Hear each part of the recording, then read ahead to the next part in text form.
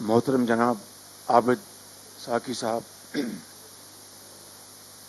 جناب قلب حسن صاحب اور جناب چودھری اعظم نذیر تارڑ صاحب، پاکستان بار کے بہت قابل احترام زعماء اور یہاں پر موجود پاکستان بھر سے پولیٹیکل پارٹیز، ریلیجیس پارٹیز کے اکابرین، دانشور حضرات، جرنلسٹ، ایکسپرٹس، السلام علیکم۔ میں پاکستان بار کونسل کا اس لحاظ سے بے حد شکر گزار ہوں کہ انہوں نے آج اپنے خلوص اور ایفرٹس کے ساتھ پاکستان بھر سے یہاں پر ایک نمائندہ اجلاس کا اہتمام کیا اور اے پی سی سے پہلے پری اے پی سی کا انتظام کیا، جس کے لیے میں آپ سب کو مبارکباد پیش کرتا ہوں اور تحسین پیش کرتا ہوں۔ تمام بزرگوں اور بھائیوں نے بڑی تفصیل کے ساتھ اس ایجنڈا کے اوپر اپنی رائے پیش کی، تو میں نہیں چاہوں گا کہ میں آپ کو ریپیٹیشن کر کے آپ کو بور کروں، لیکن یہ کہنا چاہوں گا کہ جو باتیں آج یہاں پر کی گئیں، چاہے وہ ججز کے انتخاب کے حوالے سے کہ ان کا کیا معیار ہونا چاہیے، ان کی کیا قابلیت ایمانداری کا بینچ مارک ہونا چاہیے، ان کی انڈیپینڈنس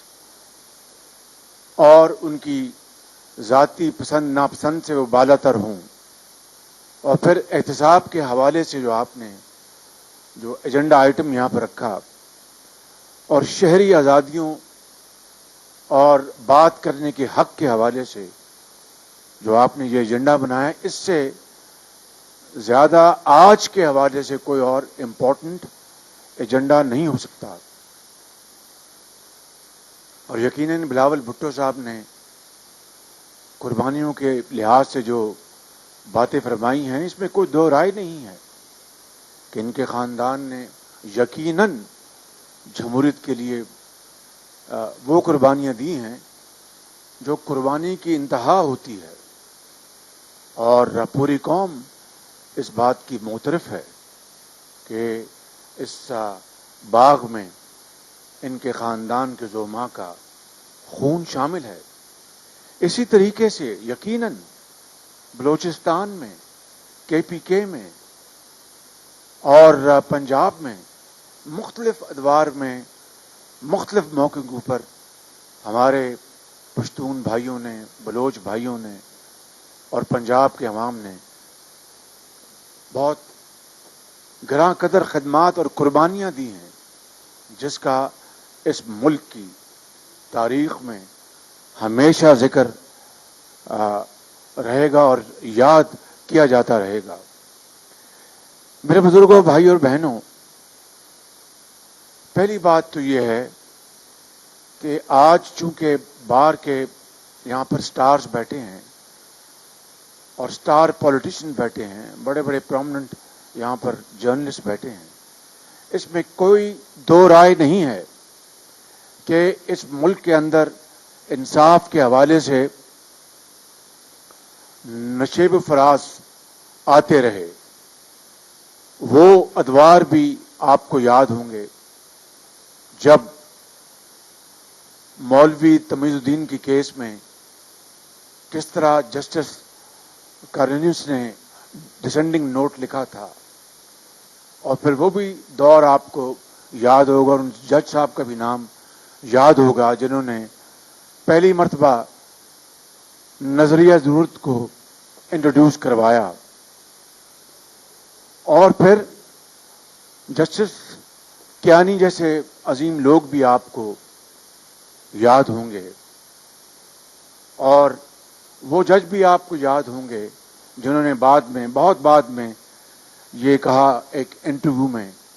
کہ former prime minister Zulfiqar Ali Bhutto صاحب کا جو فیصلہ میں نے دباؤ کے تحت کیا تھا، اور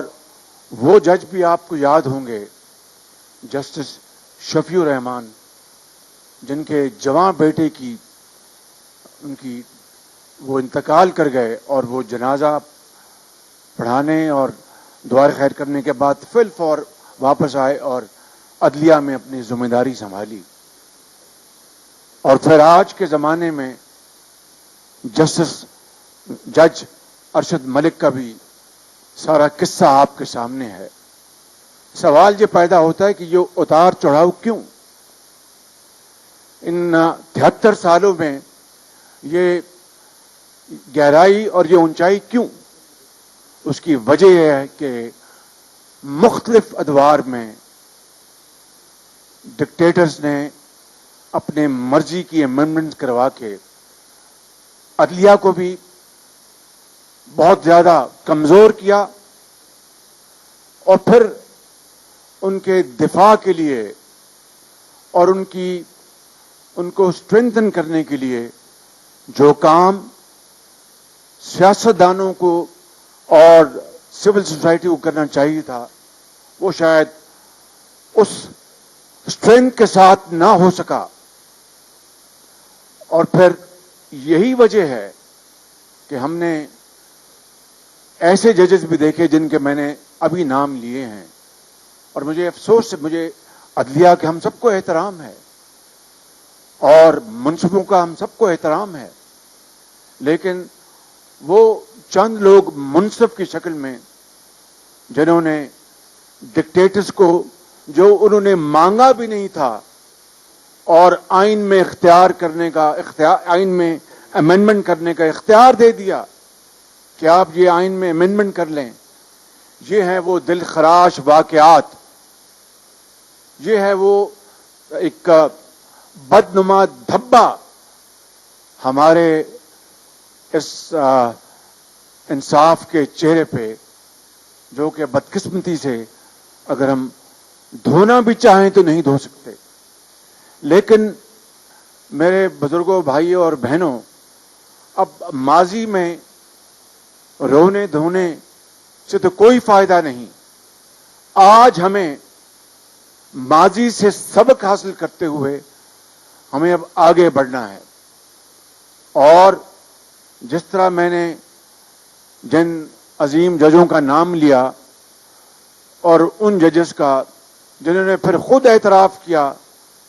میرا خیال ہے جسٹس منیر نے بھی کہیں بعد میں اعتراف کیا کہ یہ پرنسپل آف نیسیسٹی جو تھا یہ میری ایک بڑی فاحش غلطی تھی. Am I right or not؟ تو کیا اس ماضی کے ان اعترافات سے، ان ماضی کی ان فاحش غلطیوں سے آج ہمیں سبق سیکھنا ہوگا؟ نہیں سیکھا تو پھر خدا نخواستہ میرے بھائی محمود خان صاحب اور دوسرے جو یہاں پر زوما بیٹھے ہیں، ان کی باتوں میں پھر بڑا وزن ہے کہ اگر آئین پاکستان کی اگر ہم توقیر نہیں کریں، کیونکہ اسی آئین نے ایک جوڑ رکھا ہے، ایک پرو رکھا ہے پورے پاکستان کے، چاہے وہ سندھی ہیں،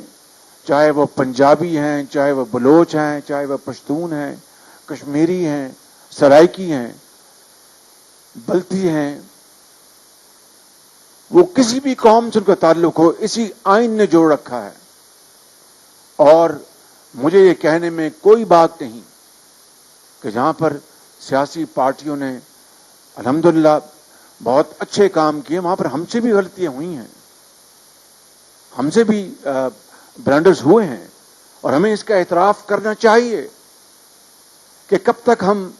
اس ملک کے اندر یہ تماشا ہم دیکھتے رہیں گے، جہاں پر ہمارے چھوٹے صوبوں کے یہاں پر بہت ہی قابل احترام زوما نے جو باتیں کی ہیں. آئین کے حوالے سے, آئینی حقوق کے حوالے سے, فریڈم آف اسپیچ کے حوالے سے یہاں پر جو بات کی گئی ہے کہ آج شاید میڈیا کے اوپر اتنی بندش ہے کہ پہلے کبھی اس کی نظیر نہیں ملتی. اب اگر, اور دیکھیں میں جس طرح ہم اپنی غلطیوں کا اعتراف کر رہے ہیں, میں بڑے ادب سے, بہت ہی with the highest of respect to our media channels, print media, electronic media, ان کے مالکان, ان کے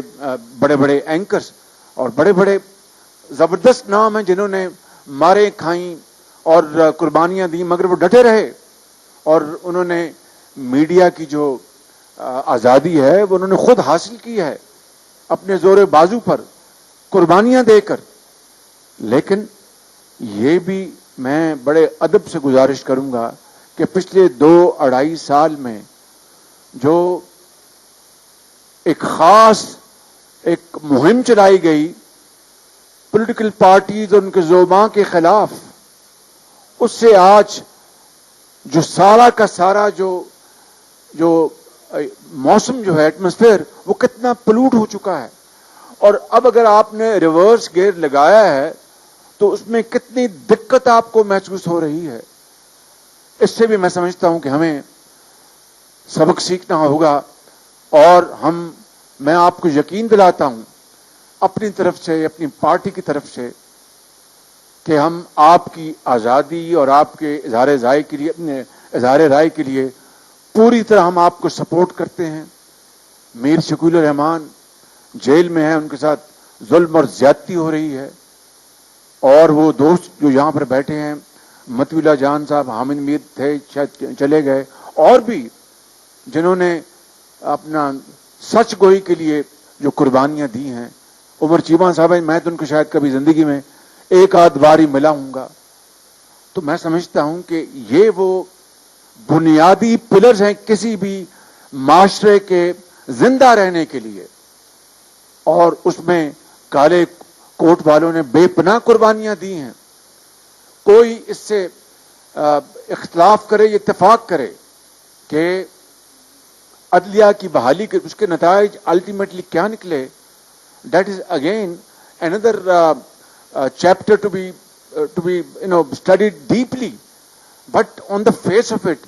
جو قربانیاں اور جو جدوجہد کالے کوٹ والوں نے عدلیہ کی بحالی کے لیے دی تھی, کہ ایک ایسا خواب تھا کہ اب صحیح معنوں میں پاکستان جو ہے وہ اقبال اور قائد کا پاکستان بن جائے گا اور انصاف ہر ایک کی دہلیز پہ ملے گا. اور اس کے لیے تمام پولیٹیکل پارٹیز نے پورا ساتھ دیا, پوری قربانی دی, ہر جگہ شریک رہے. خود میرے قائد میاں نواز شریف ماڈل ٹاؤن سے نکلے تو اللہ کے سہارے نکلے تھے, اس لیے کہ اس زمانے میں ٹیررزم زوروں پر تھا اور کچھ پتہ نہیں تھا کہ کہاں دھماکہ ہو جائے گا, اور وہ اپنے خدا کے سہارے نکلے. اور پھر تمام پولیٹیکل پارٹیز نے, ہر پارٹی نے, ہر لیڈر نے اس میں اپنا حصہ ڈالا, اور پھر وہ وقت آیا کہ عدلیہ بحال ہوئی. اس کے کیا ہمیں جو ایکسپیکٹیشن تھی کہ یہ نتائج نکلیں گے, it is anybody's guess. لیکن ایک نوبل کاز کے لیے ہم سب, پوری قوم اس وقت یکجا تھی. مگر آج اس کے بعد حالات پھر دوبارہ یکسر مختلف ہو گئے ہیں. حالات پھر انہوں نے ایک دوبارہ نیگیٹو ٹرن لیا ہے, اور آج میں سمجھتا ہوں کہ جو جوڈیشری میں جن کا ضمیر زندہ ہے, جو بڑے قابل لوگ ہیں, امانت دار ہیں, اور ان کو کوئی کمی نہیں ہے, وہ تمام دباؤ اور برداشت کے باوجود بھی وہ انصاف پر مبنی فیصلے دیتے ہیں. لیکن جس طرح میں نے ارشد ملک کا نام لیا, اس طرح کے بھی جو لوگ ہیں جو بلیک شیپ ہیں, جس سے کہ انصاف اور عدل کو میں سمجھتا ہوں کہ irreparable نقصان پہنچ رہا ہے. اس لیے میں سمجھتا ہوں کہ آج یہ جو اس فورم پر جو بات ہوئی ہے, اس بات کے حوالے سے تمام اکابرین نے یہاں پر بات کی، اور میں چھوٹے صوبوں کے حوالے سے اور خاص طور پر بلوچستان جو پاکستان کا جغرافیائی لحاظ سے سب سے بڑا صوبہ ہے، مگر چونکہ فاصلے بہت اپنا زیادہ ہیں، ایک قصبے سے دوسرے قصبے سے، ایک شہر سے دوسرے شہر تک، تو نیچرلی بلوچستان کے مسائل کو حل کرنے کے لیے اور روٹی اور دال اور دوائی اور خوشحالی اور ترقی کے لیے وہاں پر زیادہ انویسٹمنٹ کی ضرورت ہے۔ اور این ایف سی ایوارڈ میں جو پچھلا این ایف سی ایوارڈ ہوا جو کہ پیپلز پارٹی کے زمانے میں تھا اور اس میں سارے صوبوں نے مل کے کیا، میں not for the sake of self projection, I want to make it very clear, وہ جناب یوسف رضا گیلانی صاحب کی سربراہی میں ان کو زرداری صاحب کی پوری سپورٹ تھی، ان زمانے کے فائنانس منسٹر کی، پنجاب نے پنجاب میں جو بھی تھے فائنینشیل گیپس باقی صوبوں کے، پنجاب نے اپنے ذمے لیے۔ اس لیے میں خدا کی قسم کھا کر کہتا ہوں کہ پنجاب اپنا سائز، اپنا پاپولیشن میں بڑا بھائی تو ہوگا، وسائل کے حوالے سے بڑا بھائی تو ہوگا، لیکن جب تک پنجاب سندھ، بلوچستان اور خیبر پختونخوا کے ساتھ مل کر برابر کا بھائی نہیں بنے گا، پاکستان اور قائد کا اور اصل جو مقصد پورا نہیں ہوگا۔ اس کے لیے ہم نے